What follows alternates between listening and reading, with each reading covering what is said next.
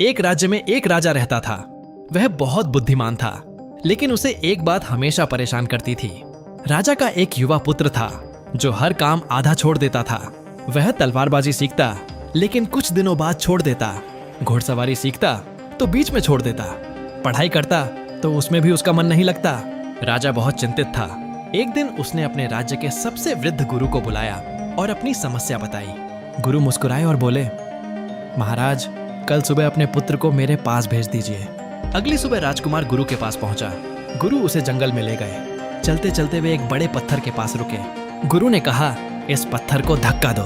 राजकुमार ने पूरी ताकत लगाई, लेकिन पत्थर नहीं हिला। कुछ देर बाद वह थक गया और बोला, गुरुजी, यह असंभव है। गुरु ने कहा, कल फिर आना। अगले दिन फिर वही हुआ। पत्थर नहीं हिला। तीसरे दिन भी नहीं, चौथे दिन भी नहीं। एक सप्ताह बीत गया। राजकुमार परेशान हो गया। उसने कहा, गुरुजी, मैं रोज मेहनत कर रहा हूँ, लेकिन पत्थर तो 1 इंच भी नहीं हिला। गुरु मुस्कुराए और बोले, ध्यान से उस पत्थर को देखो। राजकुमार ने देखा।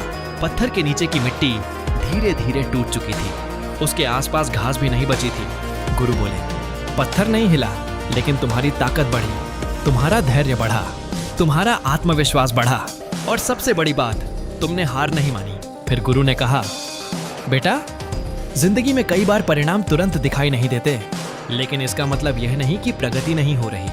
हर छोटी कोशिश तुम्हें अंदर से मजबूत बना रही होती है। राजकुमार की आंखें खुल गईं। उसे समझ आ गया कि वह हर काम इसलिए छोड़ देता था क्योंकि उसे तुरंत सफलता चाहिए होती थी।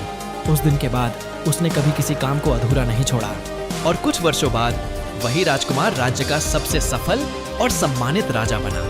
दोस्तों, अक्सर हम भी उस पत्थर की तरह परिणाम को देखते रहते हैं, लेकिन जिंदगी हमारी मेहनत से हमें अंदर ही अंदर बदल रही होती है। इसलिए अगर परिणाम देर से मिल रहे हैं तो रुकना मत, क्योंकि सफलता हमेशा उसी की होती है जो आखिरी दिन तक प्रयास करता रहता है।